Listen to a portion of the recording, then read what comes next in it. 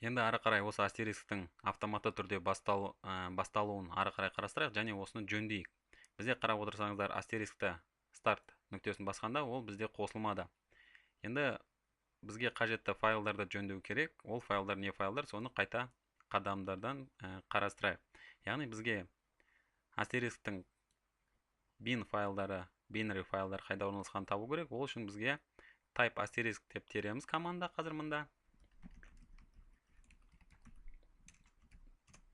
Енді қарап отырсаңыздар, бізде астерисктің орналасқан папкасын көрсетіп отыр. Ол папка бізде user, оның ішінде sbin asterisk, яғни астерисктің binary файлдары осы папкада орнатылған.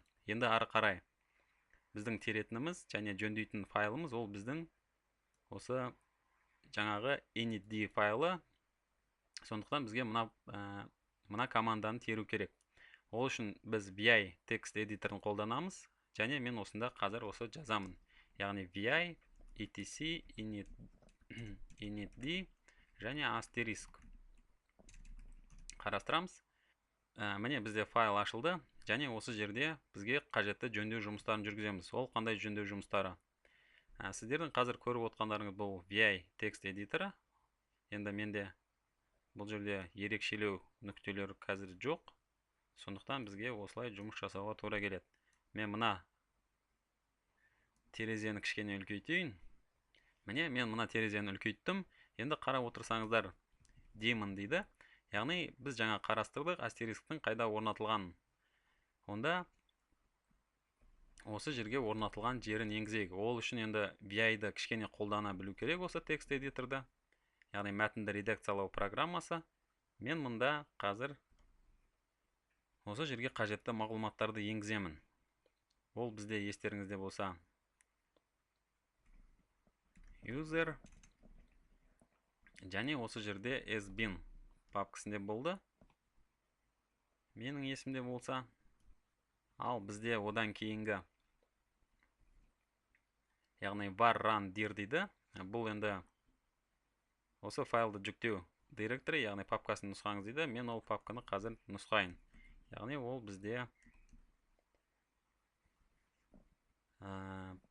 var run және осы жерде asterisk папкасы. Және үшінші бұл жерде бізге etc dir дейді, яғни etc directory дейді. Ол бізде қай жерде орнатылғанын көрсетіңіз дейді. Мен сол нұсқаны берейін. Енді мен мұнда керек емес мағлұматтарды жоямын және өзімізге қажетті мағлұматтарды енгіземін. Ол бізде etc asterisk. Енді бұл файлды мен сақтаймын.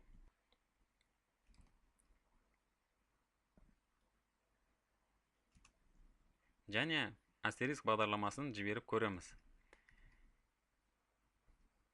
Қазір терейін, etc initd asterisk start деп басамын. Және қарап отырсаңыздар, бізде астериск бағдарламасы қазір окей деп, яғни астерисктің жұмыс жасаған қосылғанын көрсетіп тұр.